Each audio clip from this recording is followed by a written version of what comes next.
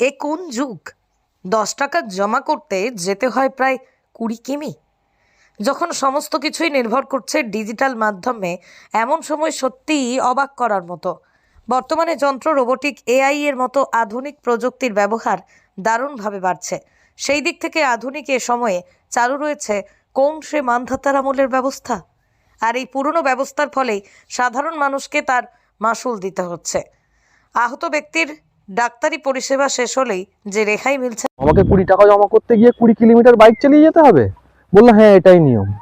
বলে ওনারা আর কথা বাড়াতে চাননি, আমাদেরকে বাধ্য হয়ে ওই অবস্থায় শুভঙ্করকে অসুস্থ অবস্থায় চাপিয়ে নিয়ে আমাদেরকে প্রায় 20 কিলোমিটার বাইকিং করে আমাদের উলুবেড়িয়া যেতে হয়, উলুবেড়িয়া স্টেট ব্যাংকে।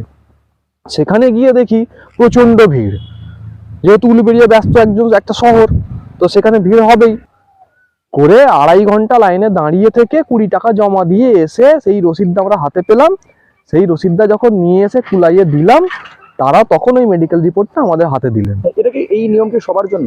এই নিয়ম সবার জন্য। যারা যারা পুলিশের জন্য যে রিপোর্ট, মেডিকেল রিপোর্ট যারা যারা চাইবেন, তাদেরকে সবাইকে নাকি এইভাবেই হয়, মানে কুলাই বা গাববেড়িয়া নাকি এদের নাকি এইটাই নিয়ম। যদি তাই করতে হয় তাহলে বাকি ব্যাংকগুলোতে জমা করে যাওয়া উচিত। যদি এত দৌড়তে হবে আমি কোনোদিন ভাবতে পারিনি।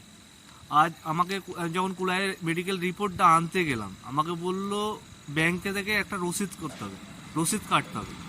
আমি ঠিক আছে, কোথায় যেতে হবে? বললো উলুবেড়িয়া নয় হাওড়া।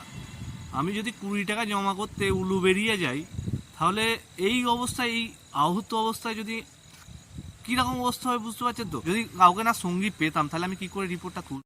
ব্লক স্বাস্থ্য কেন্দ্র থেকে ফিজিক্যাল অ্যাসল্ট এক্সামিনেশন সমস্ত কাগজপত্র দেওয়ার সঙ্গে সরকারি নিয়ম অনুযায়ী একটা কুপন করে দেওয়া হয় পেশেন্টকে। সেই কুপন অনুযায়ী 10 টাকা জমা করবে পেশেন্ট। হাতে হাতে কিংবা স্বাস্থ্যকেন্দ্রে ওই টাকা জমা দেওয়ার ব্যবস্থা নেই।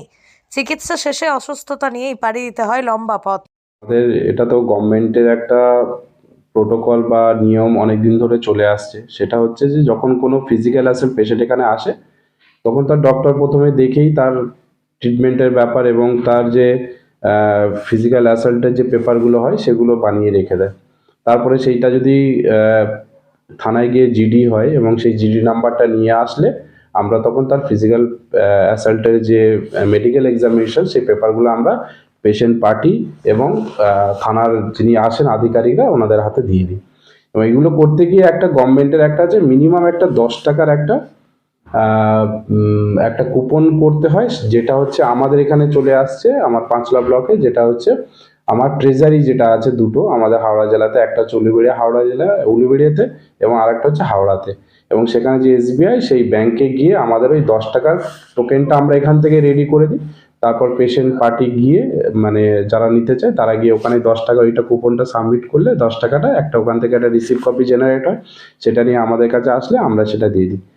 তো এই সিস্টেমটা এখন চলে আসছে এখানে, ঠিক আছে। তো সেটা মিনিমাম 10 টাকা, সেগুলো করতে গিয়ে পেশেন্ট পার্টির একটু অনেকটা দূরে যেতে হয়। এখান থেকে উলুবেড়িয়া যেতে আসতে তার প্রায় 20-30 কিলোমিটার হয়ে যায়। তার নানা রকম বাড়ির নানা রকম কাজ থাকে, সে একটা ফিজিক্যাল আসলে একটা ট্রমার মধ্যে থাকে। তো সেই জিনিসগুলো প্রবলেম হয়, সেগুলো আমরা, এটা তো একটা গভর্নমেন্টের গাইডলাইন, সেটা তো আমরা চেঞ্জ করতে পারছি না। যদি এটা কোনো চেঞ্জ হয়ে থাকে, সেটা যদি অন্যভাবে কিছু করা যায়, তাহলে সেটা আমরা ঊর্ধ্বতন কর্তৃপক্ষকে আমরা জানাবো এবং আমি সেটা কথা বলবো। যদি সেটা কিছুভাবে কোনোভাবে যদি পেশেন্টের স্বার্থে যদি এতটা আজকালকার এই ডিজিটাল যুগে যদি তাকে যদি অন্যভাবে কিছু পেমেন্ট করার ব্যবস্থা করা থাকে, সেটা আমরা কথা বলবো, বলে সেটা কি করা যায় সেটা দেখা যায়। হাওড়া থেকে রাকেশ মাইতির রিপোর্ট, লোকাল 18 বাংলা। একটু সহ্য কর।